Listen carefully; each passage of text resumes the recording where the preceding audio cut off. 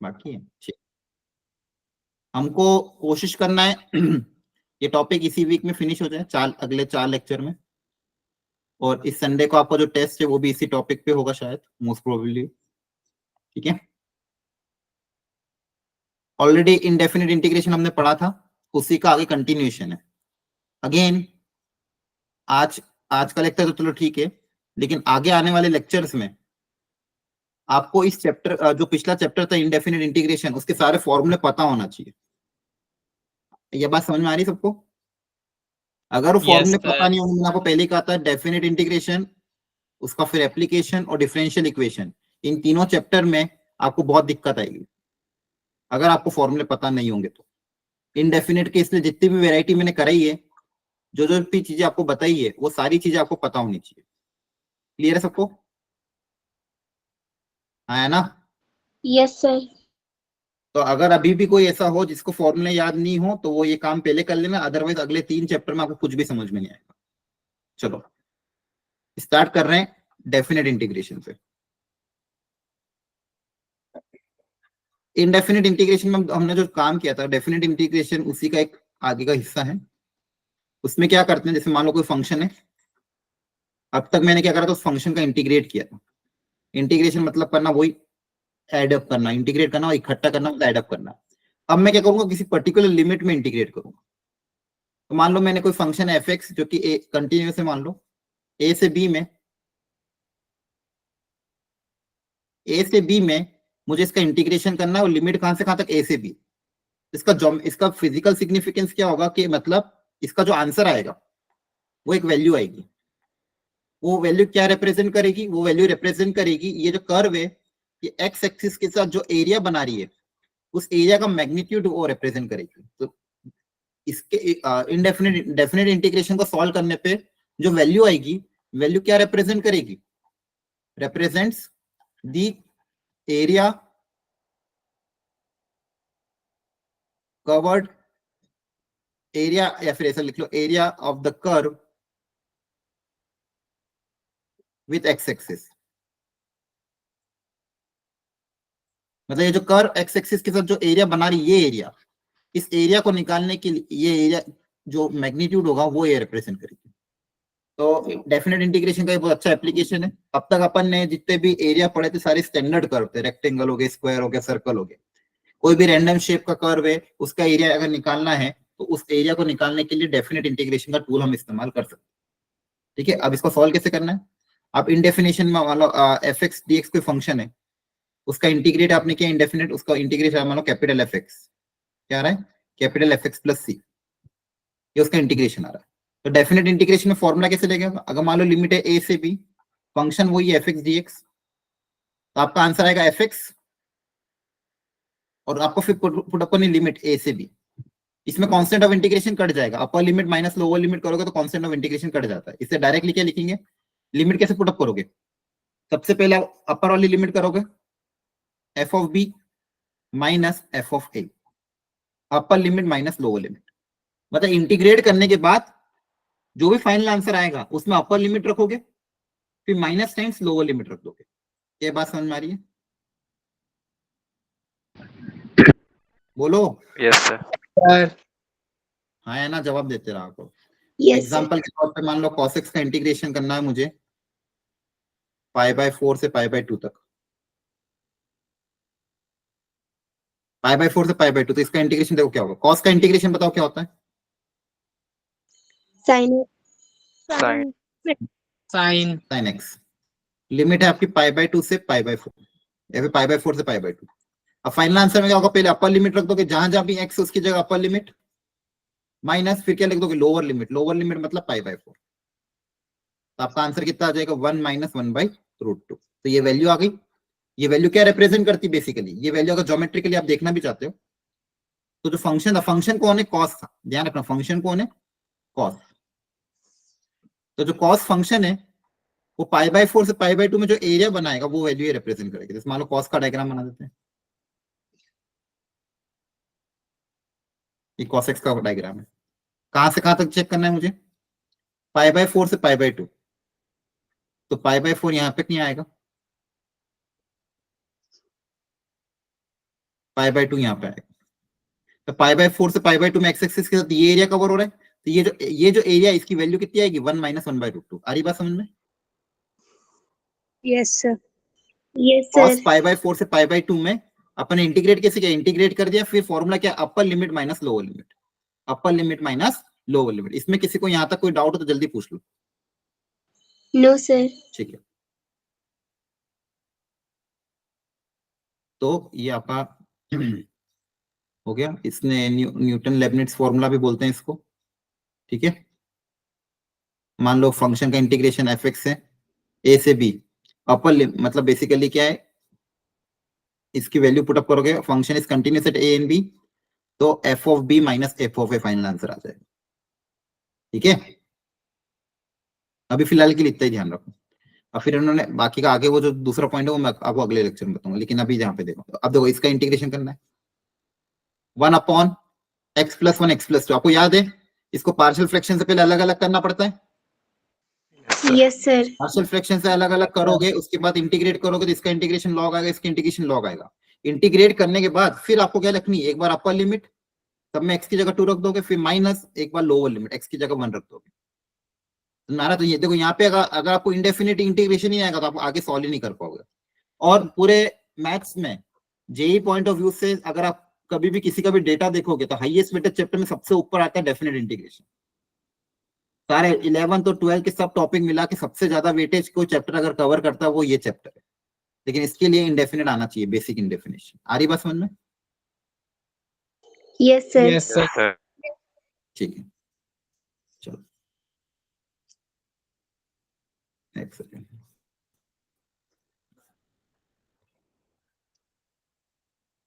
तीन क्वेश्चन है प्रैक्टिस के लिए, एक बार खुद से ट्राई करो ये तीनों क्वेश्चन, फिर आगे बढ़ेंगे। पहले फंडामेंटल क्लियर कर लो, एक सेकंड।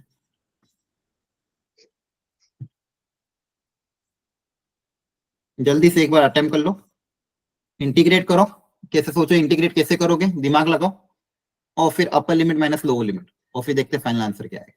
करो ट्राई। सबको दिख तो रहा है ना? Yes, sir.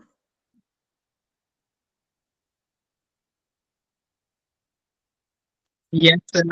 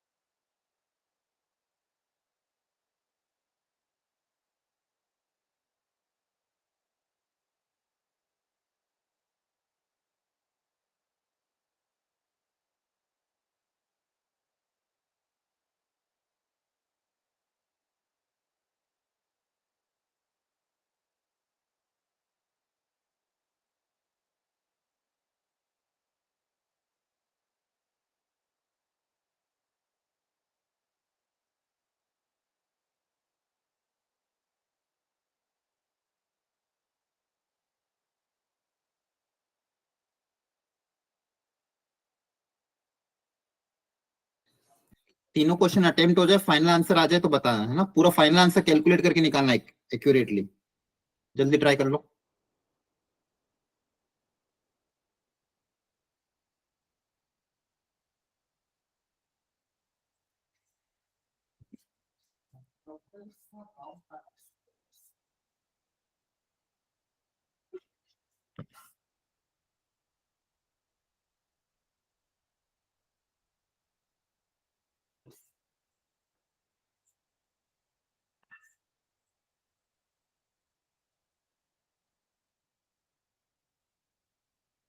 हो गया, बोलो। कर रहे हैं। फर्स्ट वाला कैसे करो, ऊपर भी क्वाड्रेटिक नीचे भी क्वाड्रेटिक, कैसे करेंगे?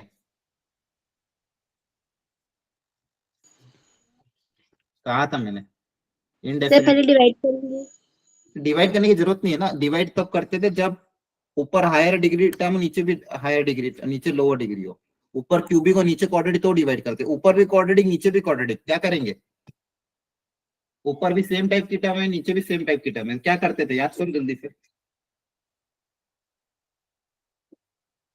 बोलो।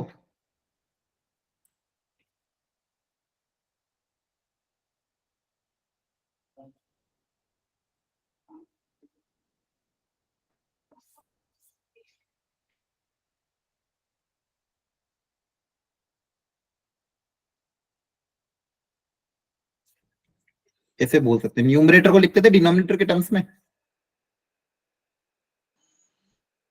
a times denominator plus b times differentiation of denominator. इसलिए कहा था शॉर्ट नोट बनाओ इस चैप्टर के।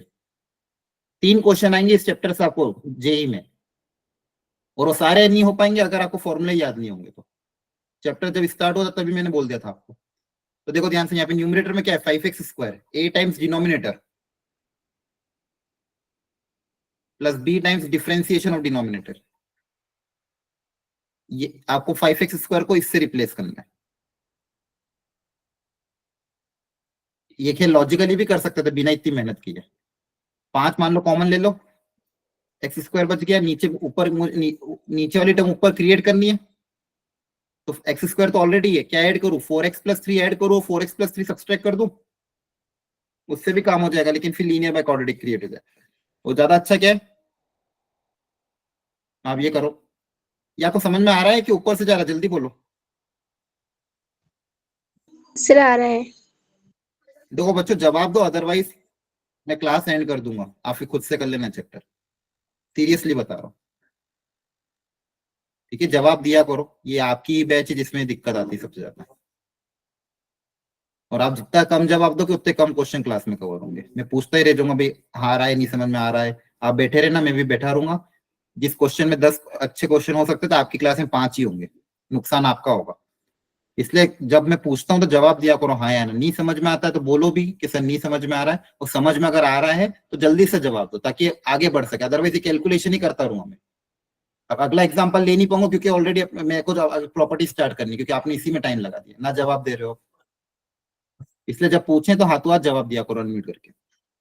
कभी भी ऊपर भी क्वाड्रेटिक नीचे भी क्वाड्रेटिक आए तो इंडेफिनिट में आपको बताया था न्यूमरेटर को लिखना a times denominator plus b time differentiation. ये लिखने के बाद आप कोएफिशिएंट कंपेयर कर लेंगे, तो a की वैल्यू आ जाएगी 5, b की -10। -10। अरे वेरी गुड। ये कांस्टेंट, ये जो बची हुई टर्म है इसको कैसे इक्वेट करोगे? 0। 0। Very good. क्यों? क्योंकि कांस्टेंट, ये x का टर्म भी नहीं है, कांस्टेंट टर्म में, तो बची हुई टर्म 0 से इक्वेट हो जाएगी। तो अच्छा, प्लस c भी लिखना पड़ेगा ना, 3 इक्वेशन आएगी ना। क्लियर है? Numerator Yes, sir. कांस्टेंट भी है ना, कांस्टेंट भी तो प्लस सी भी लिखना पड़ेगा क्योंकि 3 इक्वेशन 3 वेरिएबल होना चाहिए। अब यहाँ पे a की वैल्यू 5 रख दोगे तो आ जाएगा 20 minus plus 2 b equal to 0, तो b की वैल्यू आ जाएगी वेरी गुड -10। हाँ है ना। और लास्ट में अगेन ये 3a plus 4b plus c, ये भी 0 के बराबर होगा कांस्टेंट ओनली। यहाँ वैल्यू पुट करोगे, सॉरी यहाँ पे मैंने गलत कर दिया क्या? हाँ सही किया ना। a की वैल्यू 5 रखनी है, a की वैल्यू 5 रखोगे तो 15 माइनस कितना हो जाएगा 40 प्लस, 40। एक बार क्रॉस चेक कर लेना, सी कितना आ जाएगा यहाँ से? 25। 25। ए आ गया, बी आ गया, सी आ गया। अब क्वेश्चन आपका इंटीग्रेट करना है, फटाफट देखो। तो न्यूमरेटर को रिप्लेस कर दोगे, 5x स्क्वायर की जगह ये लिख देंगे, a times denominator, b times differentiation of denominator plus c। जो न्यूमरेटर में 5x स्क्वायर था उसकी जगह अब इसको सिंप्लीफाई करना, देखना 5x स्क्वायर ही आएगा, और नीचे जो था पहले से वो का वही लिख दिया। अब सबसे अलग अलग जब डिवाइड करोगे तो इसको इसके साथ फर्स्ट से डिवाइड करेंगे तो 5 आएगा, अगले से डिवाइड करोगे तो 10 कॉमन ले लेंगे, ऊपर ही आ जाएगा, नीचे आ जाएगा x square plus 4x plus 3, और अगले वाले से करोगे 25 बाहर आ जाएगा, 1/x square plus 4x plus 3। अब तीनों को अलग अलग इंटीग्रेट करना है। फर्स्ट वाले का इंटीग्रेशन क्या हो जाएगा 5x, सेकेंड वाले का इंटीग्रेशन क्या होगा, नीचे वाले को t मानेंगे, ऊपर वाला dt चल जाएगा, 1/t का इंटीग्रेशन क्या आएगा log t, तो डायरेक्ट लिख दे। आया ना, जवाब दो। Yes, Yes, sir. sir. नीचे वाले को t मानोगे, ऊपर वाला dt में चल जाएगा, 1/t का इंटीग्रेशन log t होता है। अब आपके पास बचा 1/quadratic। 1/quadratic को सॉल्व करने का तरीका सिखाया था, परफेक्ट स्क्वायर बनाओ, तो x प्लस 2 का होल स्क्वायर हो जाएगा, x प्लस a कितना आ जाएगा, x के क्वोशिएंट को 2 से डिवाइड करोगे तो माइनस का a स्क्वायर करोगे, मतलब माइनस का 4 प्लस का 3 तो माइनस का 1, मतलब -1 का स्क्वायर। अब डायरेक्ट लिखूंगा, ऑलरेडी बहुत क्वेश्चन किए हुए। तो आपका इंटीग्रेशन होगा 5x minus 10 log x square plus 4x plus 3 plus 25 times 1/x square minus a square. कौन सा फॉर्मूला होता है, याद करो। 1/x square minus a square कौन सा इंटीग्रेशन का फॉर्मूला था, इंटीग्रेशन का formula? tan inverse x by a. नहीं, माइनस है, माइनस वाले केस में। प्लस में होता tan इनवर्स, माइनस में कौन सा फॉर्मूला था?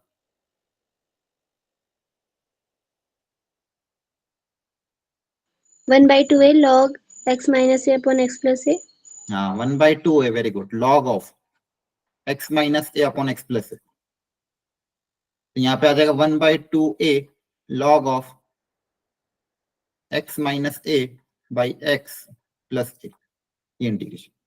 तो ये भी इंटीग्रेट किया आपने। अब आपको लिमिट रखनी है, अपर लिमिट माइनस लोअर लिमिट। तो फाइनली इस पूरे इंटीग्रेशन में एक बार आप रखोगे 2 रखने के बाद फिर माइनस, एक बार रखोगे 1, फिर आपका आंसर आएगा। आ रही बात समझ में? और ऐसे क्वेश्चन आएंगे, कैलकुलेशन आपको करनी है, ऊपर भी क्वाड्रेटिक नीचे भी क्वाड्रेटिक, तो न्यूमरेटर को लिखोगे a time denominator plus b। Clear हो रहा है? बोलो। Yes, Yes. sir. Yes, sir. अगला वाला हो गया था कि डाउट है? सेकेंड स्क्वायर का इंटीग्रेशन क्या होगा 10x, Tan. x क्यूब का इंटीग्रेशन हो जाएगा x की पावर 4/4, 2 का हो जाएगा 2x, अपर लिमिट माइनस लोअर लिमिट कर लो, कर दोगे? Yes, Yes, sir. sir. ठीक है। थर्ड वाले में क्या है, ऊपर x से नीचे 1 प्लस सेकेंड x है, ये कैसे करेंगे? 0 से π/3, ऊपर x है अपॉन नीचे है 1 प्लस सेकेंड x। देखो ये चैप्टर ऐसा नहीं बोलूंगा कि बहुत आसान है, चैप्टर मीडियम हार्ड लेवल का ही है, लेकिन हाई वेटेज है, तो करना जरूरी है। और आपको अगर इस चैप्टर में अच्छा बनना है तो प्रैक्टिस लगेगी बहुत। सबसे पहली प्रैक्टिस करनी है एनसीईआरटी से। एनसीईआरटी हो जाती है एनसीईआरटी एग्जाम्पलर ट्राई कर सकते हो, एग्जाम्पलर हो जाता तो फिर मॉड्यूल ट्राई कर सकते हो, और फिर वो भी हो जाता तो जेई के पीवाईक्यू, तब जाके आपका ये चैप्टर परफेक्ट बनेगा। अब यहाँ पे एक लीनियर फंक्शन है, क्वाड्रेटिक है, वो भी 1 प्लस सेकेंड थीटा। कैसे करेंगे इसको? तो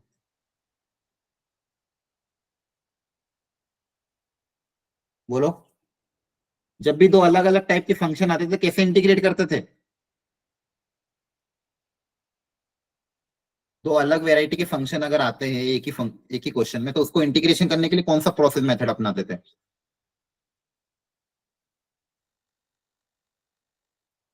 याद करो,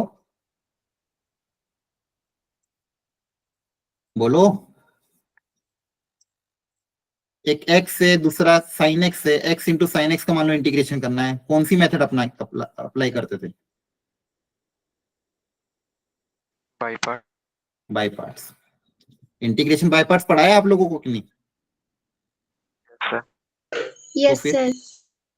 मैंने क्या कहा था, अगर बल्कि अभी लास्ट वीक ही चैप्टर हुआ, कल आपका टेस्ट हुआ, उसके बाद भी आपको आंसर देने में इतना टाइम लग रहा है, ये सीरियसनेस दिखाती है जेई के लिए आप लोगों की। लास्ट पिछले 2 वीक से ये चैप्टर चल रहा था इंडेफिनेट, कल आपका टेस्ट हुआ, वो मैं एक सिंपल चीज बोल रहा हूँ कि 2 अलग अलग वेरायटी के फंक्शन को इंटीग्रेट करने के लिए कौन सा मेथड है, क्वेश्चन भी नहीं पूछ, मेथड पूछ रहा हूँ, वो भी आप देने में इतना टाइम लगा रहे हो। तो इंटीग्रेशन बाय पार्ट्स यूज होता था कि जब 2 डिफरेंट वेरायटी ऑफ इंटीग्रेशन आते थे, एक एल्जेब्रिक आ गया, एक ट्रिग्नोमेट्रिक आ गया, एक लॉगरिथमिक आ गया, एक एल्जेब्रिक आ गया, तो इंटीग्रेशन बाय पार्ट्स का यूज करते थे। अब यहाँ पे भी सेम चीज दिख रही है मुझे, एक फंक्शन एक्स है और एक 1/1 प्लस सेकेंड एक्स है, 2 अलग अलग वेरायटी के फंक्शन है, एक ट्रिग्नोमेट्रिक एल्जेब्रिक। तो जनरली हम एल्जेब्रिक को ही फर्स्ट फंक्शन मानते थे, तो इसको सेकंड मानते थे। तो एक बार देख लेते हैं इसका इंटीग्रेशन हम निकाल पाएंगे कि नहीं निकाल पाएंगे, क्योंकि अगर इसको सेकंड मानूंगा तो इसका इंटीग्रेट करना पड़ेगा। एक बार अलग से इंटीग्रेशन निकाल के देख लेते हैं इंटीग्रेशन हो रहा है कि भी नहीं हो रहा है। इंटीग्रेशन तो इसी का करना पड़ेगा, नहीं तो फिर लेंदी जाएगा क्वेश्चन। तो यहाँ पे क्या करें, इसको कॉस में अगर कन्वर्ट कर दूं, 1/cos लिख देंगे, तो 1 प्लस एलसीएम लेने के बाद क्या आ जाएगा, cos x प्लस 1 और ऊपर cos x चल जाएगा।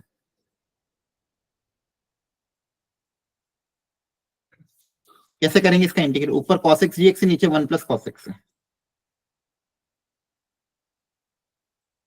देखो ध्यान से, नीचे 1 प्लस cos x या cos x प्लस 1 है, तो मैं न्यूमरेटर में सेम +1 -1 कर रहा हूं, ताकि एक एटलीस्ट एक टर्म तो हट जाए। नीचे वाला टर्म ऊपर क्रिएट कर रहा हूं, तो एक +1 किया, एक -1 किया, +1 -1 करने के बाद अलग अलग करा, तो इसके साथ अलग डिवाइड करेंगे तो 1 आ जाएगा, और यहाँ पे आ जाएगा 1/1 प्लस cos x। अब ये मेरे आसानी से सोल्व हो जाएगा, 1 का इंटीग्रेशन हो जाएगा x, 1 प्लस cos 2x का फॉर्मूला था तो 2 cos स्क्वायर x/2 है ना, याद आ रहा है, ये बहुत स्टैंडर्ड फॉर्मूला, बहुत बार यूज हुआ है। Yes, sir. 1 plus cos 2 theta, 1 plus cos 2 theta को आप लिखते हो 2 cos स्क्वायर थीटा, और ये बाय हार्ट याद होना ही चाहिए। अभी भी अगर किसी को याद नहीं तो रट लेना, बिना इसके काम होगा नहीं, बहुत सारे चैप्टर में फॉर्मूला यूज होता है।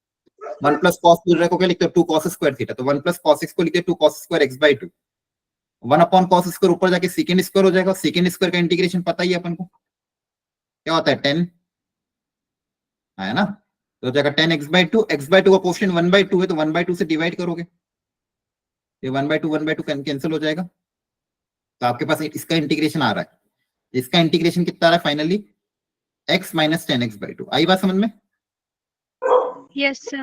Yes, sir. अब आप इंटीग्रेशन बाय पार्ट्स अप्लाई कर सकते हो, इसको फर्स्ट फंक्शन, इसको सेकंड फंक्शन। बाय पार्ट्स का formula, first integration of second minus whole integration differentiation of first into integration of second. Clear हो रहा है। Yes, sir. तो अब वैल्यू पुट अप कर देंगे, first function x integration of second, जो कि हमने ऑलरेडी निकाल रखा है, minus whole integration differentiation of first, x का डिफरेंशिएशन 1 हो जाएगा, इंटीग्रेशन ऑफ सेकंड। अब इसका इंटीग्रेट करना वो तो आसान है मेरे लिए, यहाँ पे फाइनली क्या बचेगा, x into x minus 10x/2, ये तो ऑलरेडी इंटीग्रेटेड है। यहाँ पे जब इंटीग्रेट करोगे तो x का इंटीग्रेशन हो जाएगा x²/2, 10 का इंटीग्रेशन होता है log secant x, 10 का इंटीग्रेशन log secant x होता है, याद करना। 1/2, x का कोएफिशिएंट 1/2 है, तो 1/2 से डिवाइड करोगे तो ये आ जाएगा, तो ये आपको पूरा इंटीग्रेशन आया, ठीक है। फिर अब आप क्या रखोगे, अपर लिमिट माइनस लोअर लिमिट। अब क्या रखनी है, ये इंटीग्रेशन करने के बाद एक बार पूरे में π/3 रखोगे, पूरे में π/3, फिर माइनस पूरे में एक बार 0 रखोगे। क्लियर है, 0 रखोगे तो 0 ही आ जाएगा, और π/3 रखोगे तो आंसर आ जाएगा, लॉग अपर लिमिट माइनस लोअर लिमिट। अच्छे से देख के बता Yes, sir. आया कि नहीं आया। थर्ड व्यू, तो देखो ये 3 स्टार्टिंग वाले क्वेश्चन ऐसे लिए गए ताकि आपको थोड़ा सा इंडेफिनिट का प्रैक्टिस का दिमाग में आ जाएगा, भी प्रैक्टिस करना जरूरी है। तो डेफिनेट इंटीग्रेशन का ये पहला देखो, जनरली 90% चांसेस है कि आपके जो क्वेश्चन आएंगे प्रॉपर्टी बेस्ड ही आएंगे, लेकिन बिना प्रॉपर्टी का भी क्वेश्चन आया, अभी प्रॉपर्टी बेस्ड का भी क्वेश्चन क्यों ना आया, आपको इंडेफिनेट का तो बेसिक फंडामेंटल आना ही चाहिए। क्लियर है। Yes, sir. ठीक है, एक सेकंड।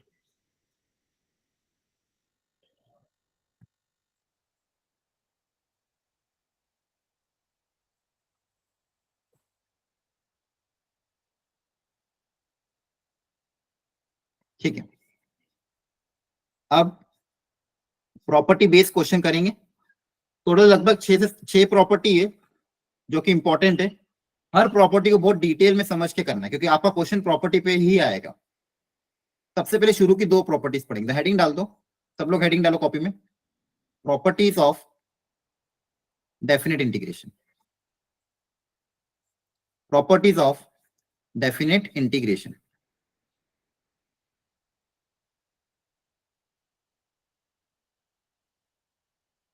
Very very important. एक एक करके सारी प्रॉपर्टी को अच्छे से समझेंगे। सबसे पहले पहली प्रॉपर्टी वो ये बोलती है कि डेफिनेट इंटीग्रेशन के केस में वेरिएबल पूरा टी के टर्म्स में इंटीग्रेट करो ए से बी में, या सेम फंक्शन का एक्स के टर्म्स में इंटीग्रेट करो सेम ए से बी में, दोनों से आंसर सेम आएगा क्योंकि दोनों बेसिकली सिर्फ वेरिएबल एक्स को चेंज करने पे, वेरिएबल को चेंज करने पे दोनों का आंसर में फर्क नहीं पड़ेगा। क्यों? क्योंकि वो एक वैल्यू दे रहा है, तो वैल्यू देने में आंसर क्या आएगा? सेम आएगा। मतलब एग्जांपल के तौर पे मैं आपको अगर ये बोलूं कि साइन टी का इंटीग्रेशन टी के रेस्पेक्ट में 0 से π/2 करो, इसका जो आंसर आएगा, और साइन एक्स का इंटीग्रेशन करो 0 से π/2 में, साइन एक्स dx का इंटीग्रेशन, क्या इन दोनों का आंसर अलग अलग आएगा? बोलो कि सेम आएगा? Same Same. नहीं आएगा ना, क्योंकि फर्क No, थोड़ी sir. पड़ना है। क्योंकि अल्टीमेटली मैं तो वैल्यू रखूंगा ना। अल्टीमेटली फाइनल इंटीग्रेशन करने के बाद मैं क्या करूंगा? अपर लिमिट माइनस लोअर लिमिट। तो इंटीग्रेशन ही सेम है और अपर लिमिट लोअर लिमिट भी सेम है, तो वेरिएबल को बदलने से फर्क कुछ पड़ेगा क्या? नहीं। तो टी ए से B F of D T लिखूं या ए से B F X D X रखूं, दोनों से आंसर क्या आएगा? सेम। आ रही बात समझ में? Yes, sir. Yes. मतलब वेरिएबल को चेंज कर सकते हो डेफिनेट इंटीग्रेशन में। एक्स की जगह टी, टी की जगह यू, वी, डब्ल्यू कुछ भी रखो, इसकी जगह आप यू रख दो, वी रख दो, डब्ल्यू रख दो, लिमिट सेम होनी चाहिए। F of U D you रखो, सबसे आंसर क्या आएगा? सेम आएगा। आ रही बात समझ में? Yes, sir. करेंगे अभी क्वेश्चंस में, तब आपको और अच्छा लगेगा। ये पहली प्रॉपर्टी। इसके बाद सेकंड प्रॉपर्टी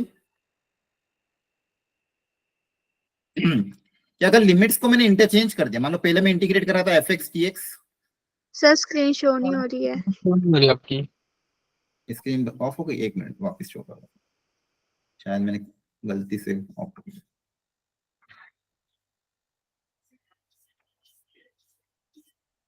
अब दिख रहा है?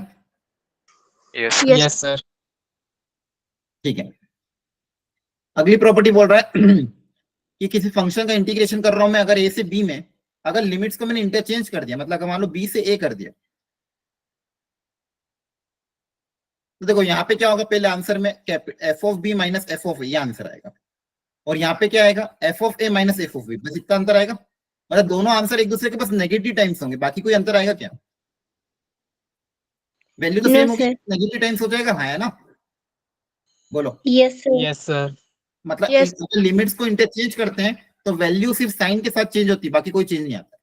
सेम फंक्शन है, लिमिट्स भी सेम है। यहाँ पे ए से बी अगर इंटीग्रेट करो या बी से ए इंटीग्रेट करो, तो बस लिमिट्स क्या हो जाएगी? इंटरचेंज। एग्जांपल के तौर पर मान लो मुझको कुछ ऐसा दे दिया, π/4 से 0, और यहाँ पे दे दिया साइन एक्स, तो लिमिट्स को मेरे को अगर प्रॉपर लिखना है 0 से π/4, तो यहाँ पे क्या लिख दूंगा? माइनस साइन एक्स, है ना? लिमिट्स को इंटरचेंज करूंगा तो एक माइनस का साइन आगे लगा दूंगा। क्लियर हो रही बात? या लो π/4 से 0, तो मैंने 0 से π/4 कर दिया। आ रही बात समझ में? Yes, sir. अगर लिमिट्स को हम इंटरचेंज करते हैं, ए से बी को मैं बी से ए करता हूं, तो एक आगे माइनस का साइन लगा देना है। याद रख लोगे सेकंड प्रॉपर्टी भी? Yes, sir.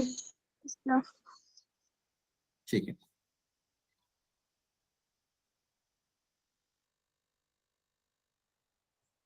ये सेकंड प्रॉपर्टी होगी। अब थर्ड प्रॉपर्टी।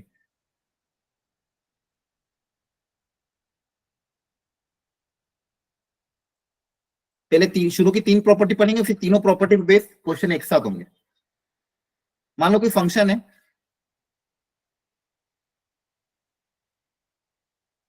उसका डायग्राम कुछ ऐसा है,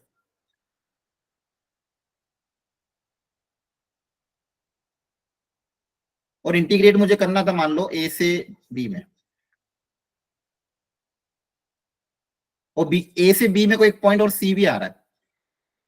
तो मान लो कि मैं इंटीग्रेट कर रहा हूं ए से B F X D X, इसका मतलब क्या आएगा? ए से बी में जो भी एरिया आएगा वो इसका आंसर आएगा।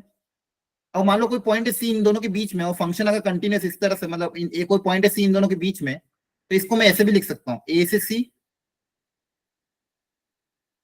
प्लस सी से बी, मतलब ए से सी का एरिया निकालू और सी से बी का एरिया निकालू, दोनों को आपस में ऐड कर दो, क्या दोनों आंसर सेम ही आएंगे? बोलो। Yes, sir. मतलब अगर यहाँ पे जो लिमिट है ए और बी, ए से बी, उसके बीच में अगर कोई पॉइंट सी आ रहा है, उस सी के अबाउट में अपनी लिमिट्स को ब्रेक कर सकता हूँ, मतलब ए से सी प्लस फिर कर दूंगा सी से बी। तो जनरली जब स्पेशल फंक्शन आते हैं, फंक्शन ब्रेक होके आते हैं, उस केस में हम ये वाला तरीका अपनाते हैं कि अगर मुझे इंटीग्रेट करना है ए से बी और सी कोई पॉइंट है जहां पे मुझे ब्रेक करने की जरूरत पड़ रही है क्वेश्चन के हिसाब से, तो मैं सी पे ब्रेक कर दूंगा और फिर अलग अलग इंटीग्रेट कर दूंगा। क्या बात समझ में आ रही है? Yes, sir. जनरली ये वाला फॉर्मूला तब अप्लाई होगा जब स्पेशल फंक्शन आएंगे, ग्रेटेस्ट इंटीजर आ गया, मॉड्यूलस आ गया, तब इस केस में ये वाला प्रॉपर्टी अप्लाई हो। एग्जांपल के तौर पे देख भी लो, मॉड ऑफ x माइनस 2 का इंटीग्रेशन करना है मुझे, लिमिट्स गिवन है 0 से लेके मान लो 3। अब मॉड्यूलस फंक्शन का इंटीग्रेशन हमें नहीं सिखाया गया था, हमेशा कभी भी स्पेशल फंक्शन आता है उसका इंटीग्रेशन अपन ने सीखा है क्या? नहीं, सबसे पहले फंक्शन को डिफाइन करेंगे फिर इंटीग्रेट कर पाएंगे। आ रही बात समझ में? Yes, sir. Yes, sir. अब ये जो मॉड्यूलस फंक्शन है x माइनस 2, ये कैसे डिफाइन होगा, कहां पे ब्रेक होता है ये, किसके अबाउट? ये 0 कहां पे हो रहा है? 2 पे हो रहा है, जहां पे जहां 2 पर पे 0 जीरो हो रहा है। तो अगर x की वैल्यू 2 से ज्यादा है तो मॉड्यूलस पॉजिटिव ओपन होगा कि नेगेटिव होगा? और greater than equal to 2 Positive open होगा. Positive. पॉजिटिव, और लेस देन 2 में नेगेटिव ओपन होगा, यस सर। है ना? तो ये फंक्शन को मैंने डिफाइन कर दिया। तो बेसिकली 2 पे मुझे ब्रेक करने की जरूरत है, जब तक ब्रेक नहीं होगा तब तक इंटीग्रेट नहीं कर पाऊंगा। तो मेरी लिमिट 0 से 2 तक जाएगी, फिर 2 से 3 तक जाएगी। अब 0 से 2 मतलब 2 से छोटा है तो फंक्शन नेगेटिव टाइम्स ओपन होगा, और 2 से ज्यादा है तो function as it is open हो जाएगा। अब इसका मैं इंटीग्रेशन कर दूंगा, x का इंटीग्रेशन हो जाएगा x² / 2 माइनस का 2x, लिमिट 0 से 2, और यहाँ पे भी इंटीग्रेशन x² / 2 माइनस का 2x, और यहाँ पे लिमिट 2 से 3, दोनों में अपर लिमिट माइनस लोअर लिमिट करेंगे, अपना आंसर आ जाएगा। जैसे यहाँ पे स्पेशल मॉड्यूलस का इंटीग्रेशन नहीं पता, तो पहले उसको डिफाइन करेंगे इंटरवल में, फिर उसकी डिफाइन करने के बाद फिर इंटीग्रेशन होगा। बोलो समझ में आ रहा है कि नहीं आ रहा है? Yes, sir. Yes, sir. ठीक है, तो मैंने आपको 3 प्रॉपर्टी बताई, वापिस समझा रहा हूँ। वेरिएबल को चेंज करने से आंसर में कोई फर्क नहीं पड़ता, तो x रखू या t रखू कोई फर्क नहीं पड़ता, अगर लिमिट जब तक सेम है, फंक्शन भी सेम है, सिर्फ x और t के रिप्लेस करने से फर्क नहीं पड़ता। प्रॉपर्टी नंबर 2 कि लिमिट्स को अगर इंटरचेंज कर दें, तो लिमिट्स को इंटरचेंज करने से वैल्यू सिर्फ साइन के साथ चेंज होगी, मतलब माइनस आगे लग जाएगा और कोई चेंज नहीं आएगा। और प्रॉपर्टी नंबर 3 कि अगर c कोई है a और b के बीच में, तो मैं अपने लिमिट्स को c के अबाउट ब्रेक भी कर सकता हूँ, फंक्शन को इंडेफिनिट डेफिनेट इंटीग्रेशन को c के अबाउट ब्रेक कर, मतलब a से c इंटीग्रेट कर दो और फिर प्लस c से b इंटीग्रेट कर दो। क्या ये दोनों प्रॉपर्टी, तीनों प्रॉपर्टी समझ में आई कि नहीं, जल्दी बताओ। Yes Yes, sir. sir. Yes, sir. Very good. अब इस पे मैं क्वेश्चन कराऊंगा एक एक करके, सॉल्यूशन में देखना, खुद से करना। एक सेकेंड ना,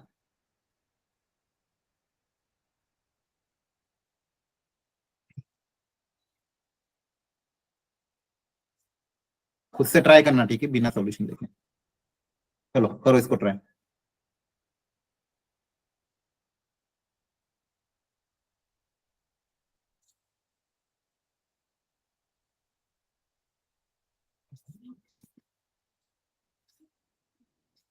इंटीग्रेट करो फिर आंसर मैच करते हैं।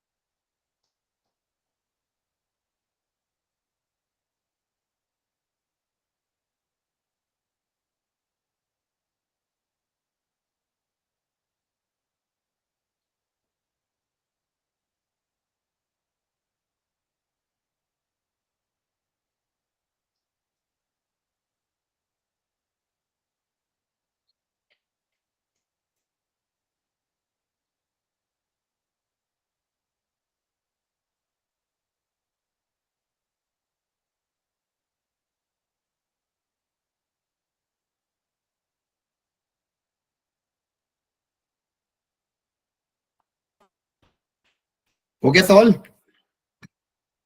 बोलो कहाँ पे ब्रेक होगा लिमिट?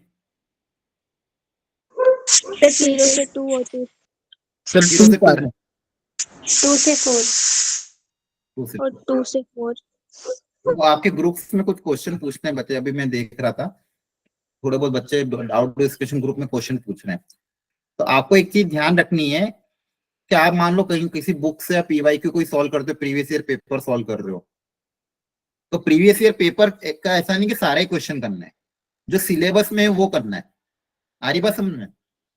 तो यस आपको अपना जो सिलेबस है, जो लास्ट ईयर का जो लेटेस्ट सिलेबस था, जो जो जो पोर्शन डिलीट हो गया था, वो आपको पहले सिलेबस अपने पास एक कॉपी रखो अपने पास हमेशा। नहीं तो आप अननेसेसरी टाइम वेस्ट करोगे उन क्वेश्चंस को करने में जो सिलेबस में ही नहीं है। एंड सेकेंड थिंग, अभी एडवांस लेवल के क्वेश्चन में टाइम वेस्ट मत करना, क्योंकि आपका अभी मेंस ही अच्छे से नहीं हो रहा है। आप एडवांस लेवल के क्वेश्चन इधर उधर से छांट छांट के करोगे, 15-15 20 मिनट में वेस्ट करोगे। जो चैप्टर ऑलरेडी हो चुके हैं उनके मेंस लेवल की अच्छी प्रैक्टिस करो, और 11th में भी सिर्फ mains level basic fundamental easy medium question करो। ज्यादा टफ के चक्कर में अभी मत पड़ो, समय जब आपके पास दिसंबर में ज्यादा हो तब करना। अभी आप सिर्फ इजी मीडियम लेवल की क्वेश्चन ही अटेम्प्ट करना, प्रीवाईक्यू भी करो तो जो टफ क्वेश्चन है उसको फिलहाल के लिए छोड़ देना, ज्यादा टफ हो तो। क्लियर है? और सिलेबस का ध्यान रखना कि सिलेबस में जो चीज है उसको ही अटेम्प्ट करना है। तो देखो 0 से 2, लेस देन 2 में फंक्शन कौन सा? ये वाला है ना। और 2 से 4 ग्रेटर देन 2 में फंक्शन कौन सा? ये वाला। दोनों को इंटीग्रेट कर देंगे, अपर लिमिट माइनस लोअर लिमिट कर देंगे, हो जाएगा। Yes sir. देखो यहाँ पे इन्होंने भी ये करा, 0 से 2, 2 से 4 इंटीग्रेट करके yes upper limit sir. Minus lower limit. अच्छा अगला बताओ, 2 से 5 8 है, मॉड ऑफ x माइनस 5, ये कहाँ पे ब्रेक होगा? 2 से 8, सर 5 पे। 5 और ग्रेटर देन 5 पे। हाँ 5 पे, तो लिमिट कहाँ से कहाँ पुट अप करोगे बताओ जल्दी से। 2 से 5 और 2 5 से से 5 5 पे। 2 से 5 और 5 से 8। 5 से पहले नेगेटिव ओपन होगा, 5 के बाद पॉजिटिव ओपन हो जाएगा, है ना। देखो 2 से 5 में नेगेटिव ओपन होगा, 8 से 5 में पॉजिटिव, अपर लिमिट माइनस लोअर लिमिट करोगे वापस काम हो जाएगा। क्लियर हो गया? है ना। Yes sir. ठीक है, बाकी तो सिंपल है। अब मैं ये क्वेश्चन थोड़ा सा दिमाग वाले क्वेश्चन है, लेकिन आप कर लोगे, भरोसा रखना।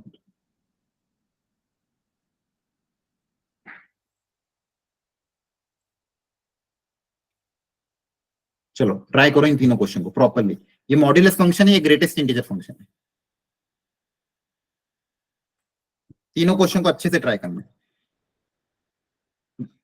आंसर आए नहीं आए उससे कोई मतलब नहीं मुझे, आपको ट्राई करना है बस। ये आपको बस ये सोचना है कि लिमिट कहां पे ब्रेक होगी।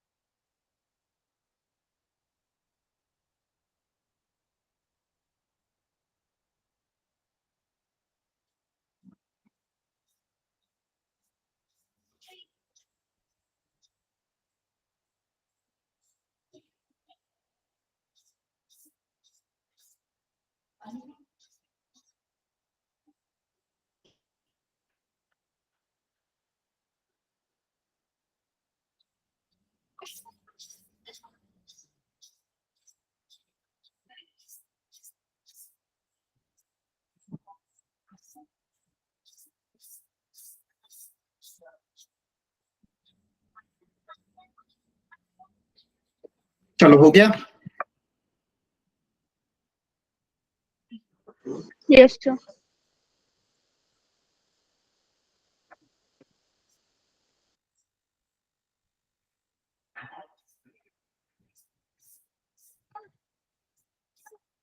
बाकी सबने करा? Yes, Yes, sir. sir. Yes, sir. Yes, sir. देखते हैं कितना दिमाग दौड़ाया आप लोगों ने। फर्स्ट वाले में क्या करेंगे बताओ?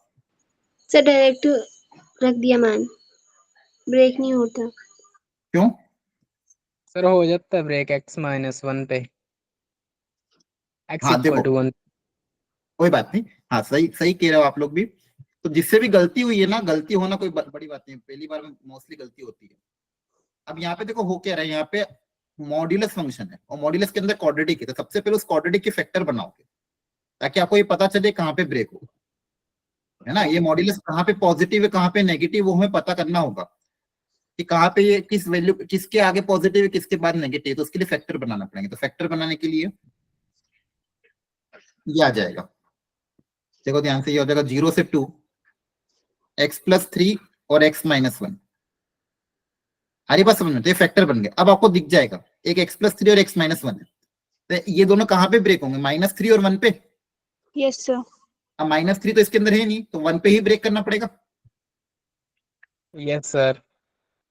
तो पहले 1 पे ब्रेक कर दोगे तो हो जाएगा 0 से 1 mod of x+3 mod of x-1 और फिर 1 से लेके 2 में। देख लो ध्यान से, किसी को डाउट हो तो प्लीज अभी पूछ लो। अब 0 से 1 में अगर वैल्यू रखोगे इसके अंदर मॉड्यूलस की, तो 0 से 1 में ये नेगेटिव होगा ये पॉजिटिव होगा, तो ओवरऑल नेगेटिव होगा। नेगेटिव का मॉड नेगेटिव ओपन होता है, सॉरी अगर अंदर नेगेटिव है तो नेगेटिव टाइम्स ओपन होगा, Yes, sir. तो ये नेगेटिव टाइम्स ओपन होगा। लिमिट यहाँ पे 0 से 1 रहेगी और यहाँ पे 1 से 2 में पॉजिटिव रहेगा। वैल्यू रख के देख लेना, 1 से 2 में वैल्यू पॉजिटिव है तो डायरेक्ट ओपन हो जाएगा, जो है वैसे के वैसा। अब खैर इसको मल्टीप्लाई तो करना ही पड़ेगा, तो मल्टीप्लाई करोगे, सॉरी -1 था ना,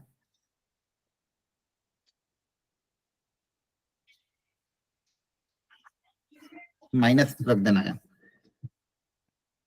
तो ये हो जाएगा x² कितना था वैसे क्वेश्चन में जो दिख जाएगा ऑलरेडी, 2x-3 था, और यहाँ पे इंटीग्रेशन करना है 1 से 2, सेम x² + 2x-3 का। आ रही बात समझ में? Yes, sir. तो ये हो जाएगा माइनस, इसका इंटीग्रेशन करोगे x³ 3 x² 2 3x लिमिट 0 से 1, फिर इसका इंटीग्रेशन करोगे वापस सेम x³ 3 + x² 2 2 कट जाएगा, माइनस का 3x, यहाँ पे लिमिट होगी 1 से 2।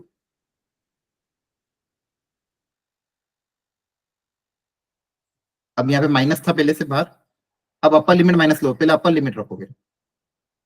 अपर लिमिट 1 रखिए अगर, 1/3 + 1 -3, फिर minus lower limit, lower limit कितनी 0, तो 0 रखोगे तो सभी 0 हो जाएगा, है ना।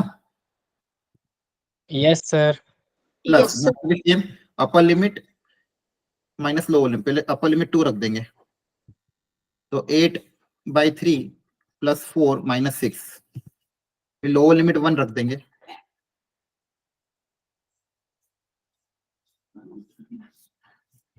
सॉल्व कर लोगे आप। Yes, sir. Yes, sir. तो देखो कभी भी रूट के अंदर क्वाड्रेटिक आए, फैक्टराइज करके इस तरह से इंटीग्रेट करोगे, पहला क्वेश्चन।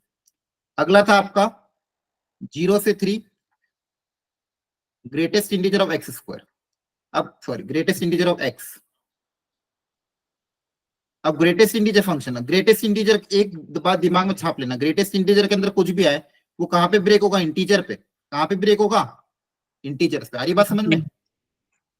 तो ग्रेटेस्ट इंटीजर के अंदर दो जो भी फंक्शन हो, it will break at where it is become integer, at integer value. जहां पे ये इंटीजर बन रहा हो, मतलब इसको हिंदी में समझना, जहां पे ये बहुत इंपॉर्टेंट है, इस पे बहुत वेराइटी ऑफ क्वेश्चन जेई में आता है, अच्छी अच्छी वेराइटी आती है, कॉन्सेप्ट याद होगा तो ही हो पाएंगे। जहां पर इसकी वैल्यू, सुनना ध्यान से, जहां पर इसकी वैल्यू ग्रेटेस्ट इंटीजर के अंदर जो भी फंक्शन है उसकी वैल्यू इंटीजर हो रही है, जहां पर इसकी वैल्यू इंटीजर हो रही है वहां पे ये ब्रेक होगा, वहां पे यह ब्रेक होगा। आ रही बात समझ में? अब Yes, इसको sir. करूंगा। अब देखो यहाँ पे फिलहाल ये तो बहुत इजी था क्योंकि ग्रेटेस्ट इंटीजर एक्स था। ये कहाँ कहाँ पे इसकी वैल्यू इंटीजर होती है बताओ? 0 से 3 में इंटीजर कौन कौन सी वैल्यू है कि 0 से 3 में कौन कौन से इंटीजर होते हैं? 1 होता है 1 and 2. तो 0 से 1, फिर 1 से 2, ठीक है। एक्स की वैल्यू इंटीजर, एक तो इंटीजर कौन कौन सा होता है? 0, 0 से 1 होता है, 2 होता है, तो 1 और 2 पे ब्रेक हो जाएगा। अब अगर एक्स आपका ग्रेटेस्ट इंटीजर, एक्स की वैल्यू 0 से 1 के बीच में, तो ग्रेटेस्ट इंटीजर की वैल्यू क्या आएगी? ये तो स्पेशल फंक्शन है। अगर 0 से 1 के बीच में ग्रेटेस्ट इंटीजर कितना होता है? सर 0. 0 होता है ना। अगर एक्स की वैल्यू 0 से 1 के बीच में लाई कर रही है तो उसका ग्रेटेस्ट इंटीजर कितना होता है? सॉरी, ओपन पे 0. होता है. 0 होता है।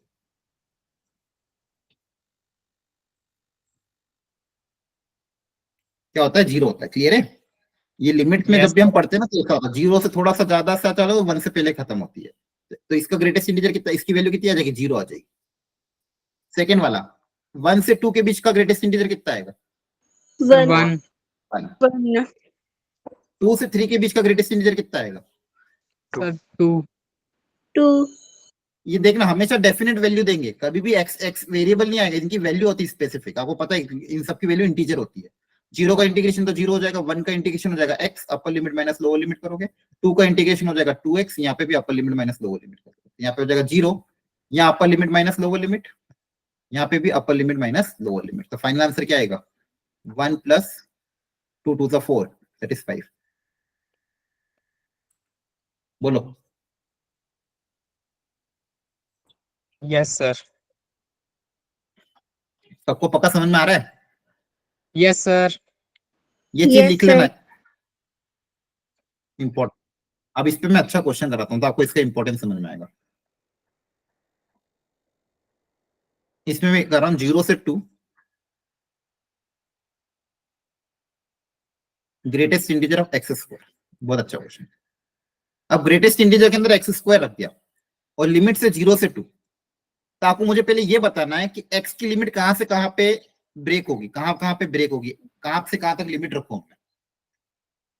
0 से 1, 1 से 2. नहीं, गलती है, थोड़ा और सोचो।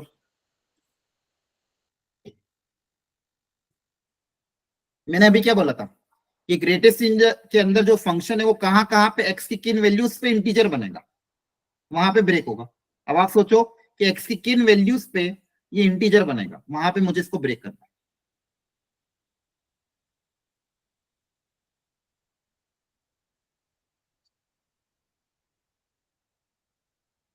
सोचो। 0 पे और 1 पे बन रहा है. 1 पे. 1 पे होगा, सही है। और 1 के बाद किस पे होगा? एक्स की किस वैल्यू पे होगा?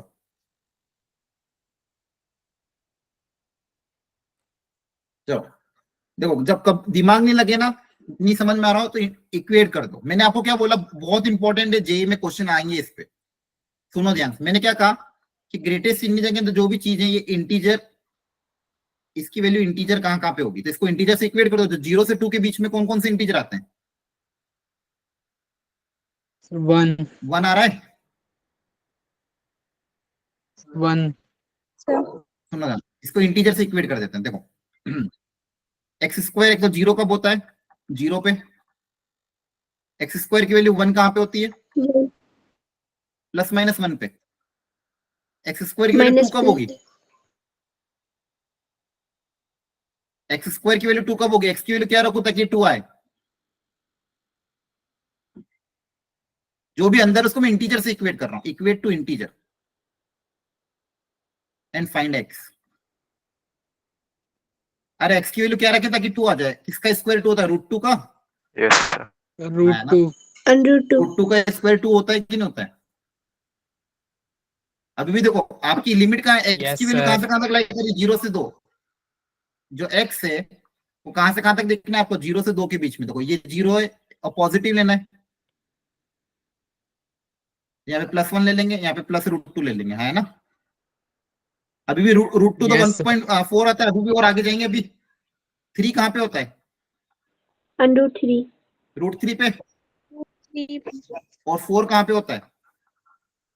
2 पे। तो यहां तक जाएंगे, है ना। तो देखो 0 से 2 के बीच में लिमिट कहाँ पे ब्रेक होगी? इन 3 पॉइंट पे। 0 से 2 के बीच में x की किन वैल्यू पे लिमिट ब्रेक होगी? इन 3। क्योंकि देखो अब मैंने क्या बोला था, अंदर का फंक्शन इंटीजर कहाँ पे होगा? तो x² इंटीजर कहाँ पे होगा? 1 पे, √2 पे और √3 पे, है ना। Yes, sir. और ध्यान रखो यहाँ पे x² की लिमिट नहीं, ये लिमिट किसकी? ये लिमिट जो होती है, ये किसकी लिमिट होती है? It is the limit of x, not x²। It is the limit of x, समझ में आ रहा है। तो x की वैल्यू आपकी 0 से 2 है, तो 0 से 2 में कौन कौन सा आएंगे? ये सारे आ जाएंगे, क्योंकि √2 1.4 होता है, √7 1.7 होता है ना, √3 1.7 होता है। बोलो।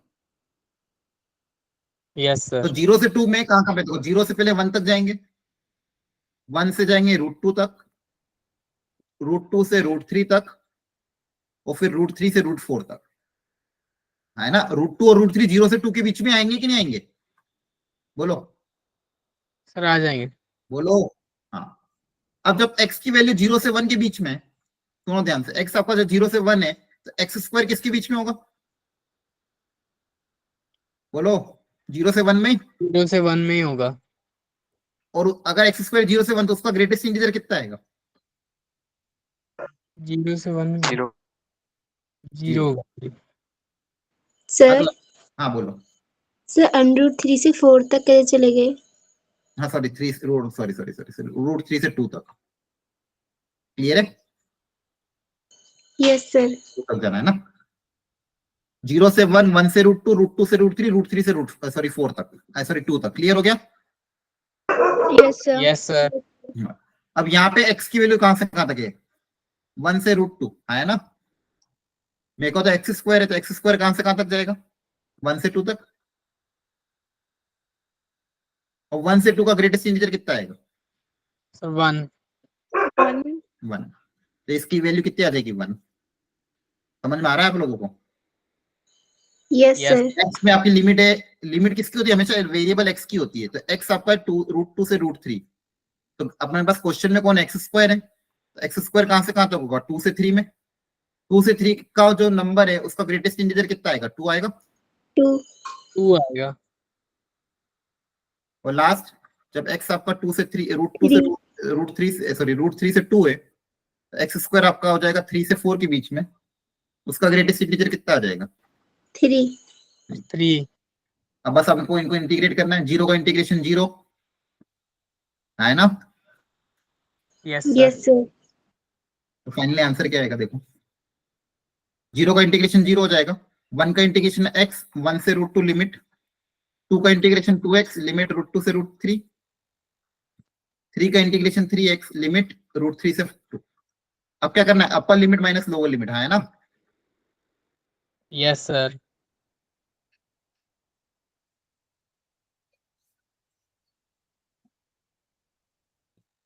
देखो ध्यान से,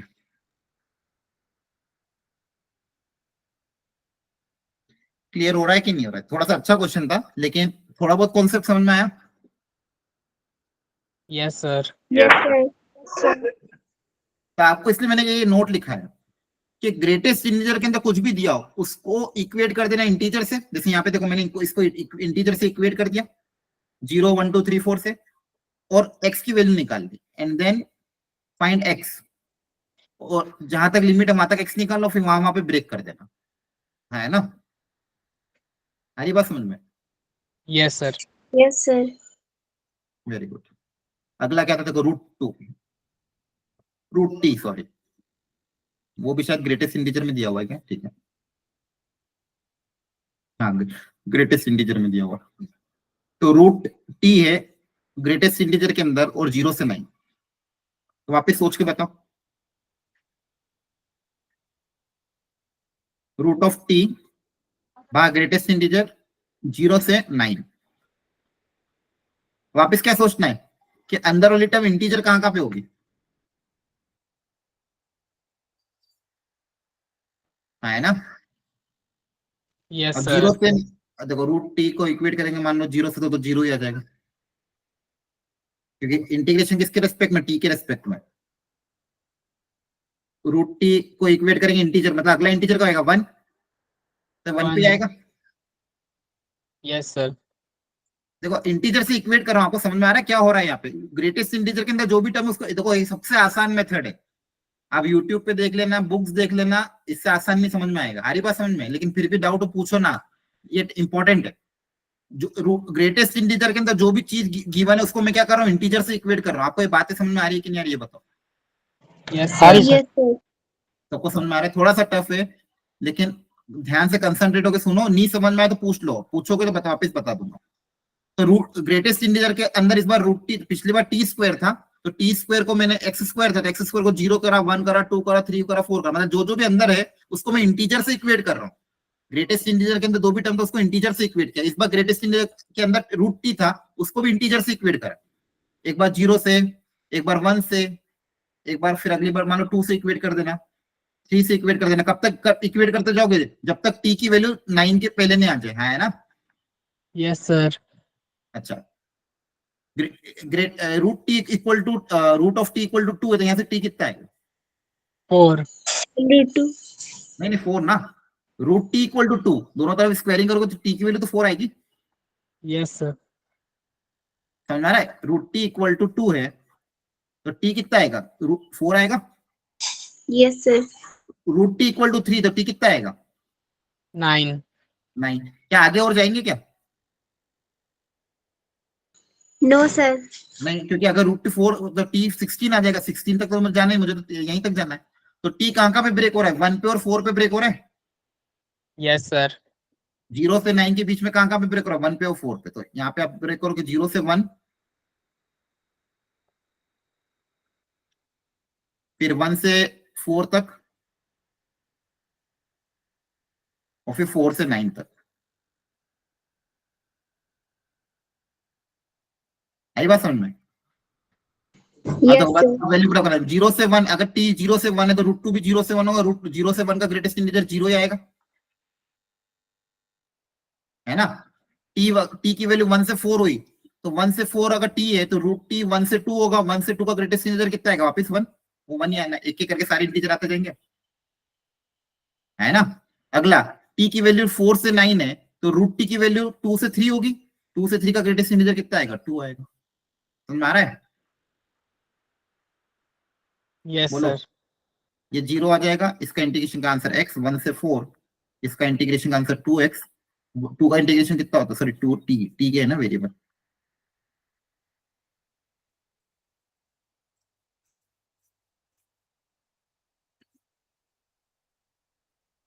अब अपर लिमिट माइनस लोअर लिमिट कर दोगे, समझ में आ रहा है। Yes sir. सर। तो ये प्रॉपर्टी, शुरू की 3 प्रॉपर्टी पे बहुत अच्छे अच्छे क्वेश्चन थे एक्चुअली में, ठीक है।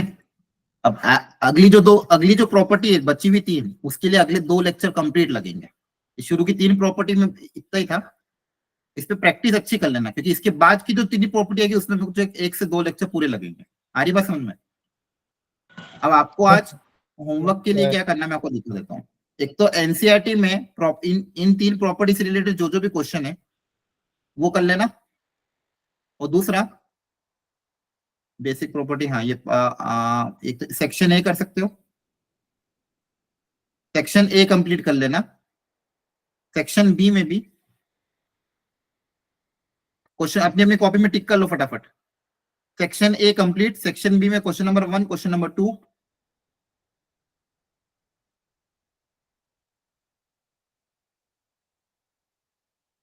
क्वेश्चन 3, क्वेश्चन 4, क्वेश्चन 5, क्वेश्चन 6, 7,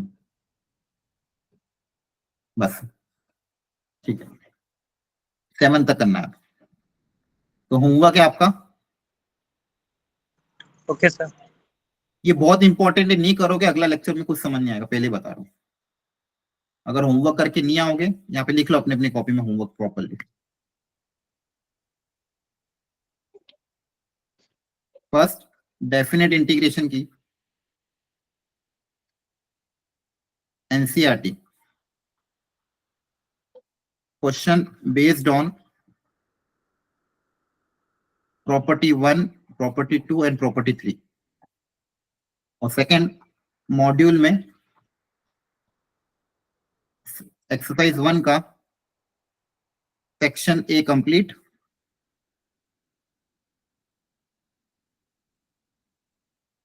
और सेक्शन बी में क्वेश्चन नंबर 1 से 7.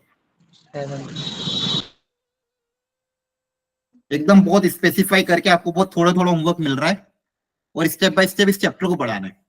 वापिस याद दिला दूं, 11th और 12th के सारे चैप्टर्स में सबसे हाईएस्ट वेटेड चैप्टर यही है, इसलिए इसका इंपॉर्टेंस बहुत ज्यादा है. अगर आपको मैंने पूरा इंपॉर्टेंस समझा दिया है, पहला ही लेक्चर था आज, होमवर्क भी बता दिया. इसके बाद भी अगर आप होमवर्क करके नहीं आते हो और नेक्स्ट लेक्चर में आपको अगर नहीं समझ में नहीं आता है तो वो आपकी रिस्पॉन्सिबिलिटी, फिर मैं भी कुछ नहीं कर सकता. तो आपको होमवर्क करके आना है और डाउट खुद से पूछना है.